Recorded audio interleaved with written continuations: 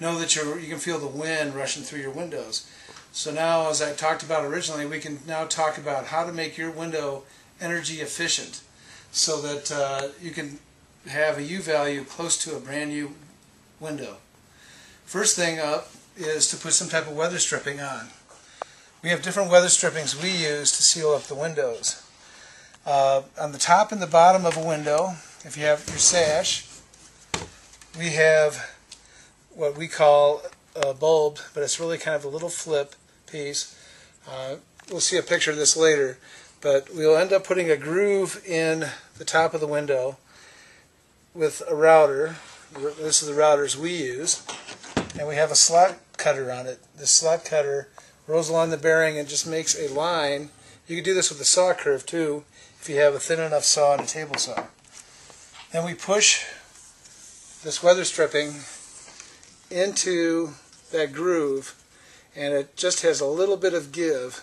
So when it's down in there, it'll push and it'll seal the top, and if it's the bottom window, it would seal the bottom so that you wouldn't get air in there.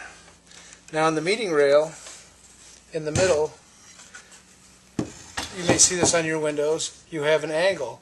And that angle is made for the upper window and the lower window to come in close to each other so they can be put tight with your hardware. Now, we find a lot of air moves up through there. So we do the same thing we did with the top, where we put a groove on the upper window with the router, running it along, making our slot where the two come together. Then we have a brush that actually fits in there, so that will fit into the groove. And when you clamp down on your hardware in the middle of your window, that'll pull the brush tight and it'll seal that area along your window too. So now we've got the top, middle, and bottom done.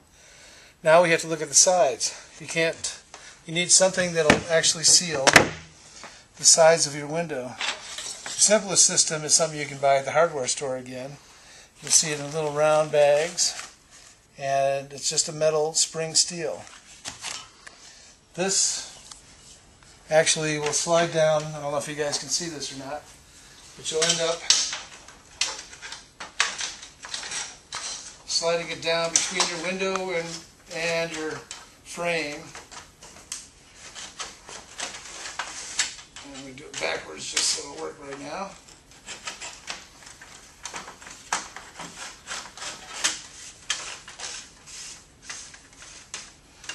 Once you get it down there, you cut it off at the height of your window so you don't see it here.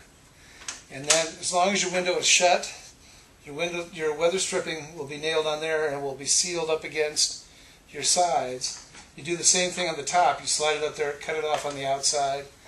And once you have the window open, your weather strip doesn't work then, but then again, it doesn't need to because your window's open.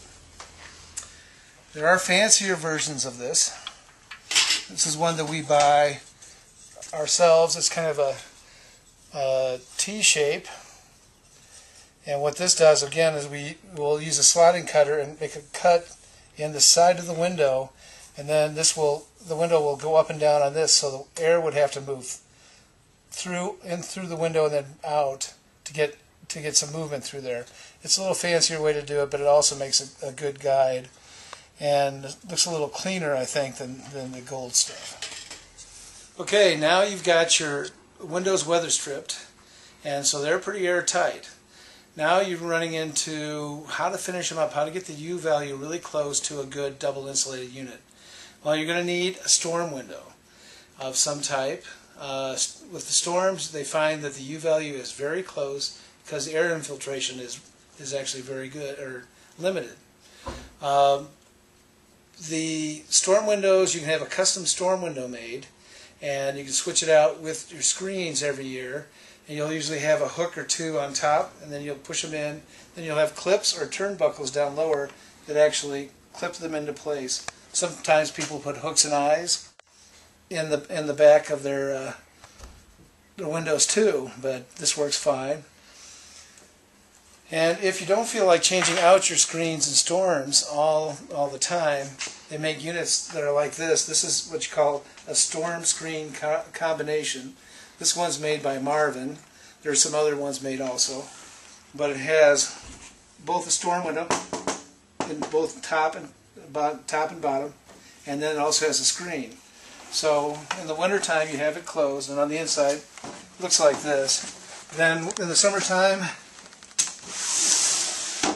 you push it up in a box and you've got a self-storing storm window, and it's wood on the outside, so it looks good on your house, and at the same time you don't have to switch out. Now the only drawback about this is if you have a full screen and you want to use the top window in your double hung, you can get all the air in there, but with this you have the glass in the top half all the time, so only you get your air through the bottom half of your window.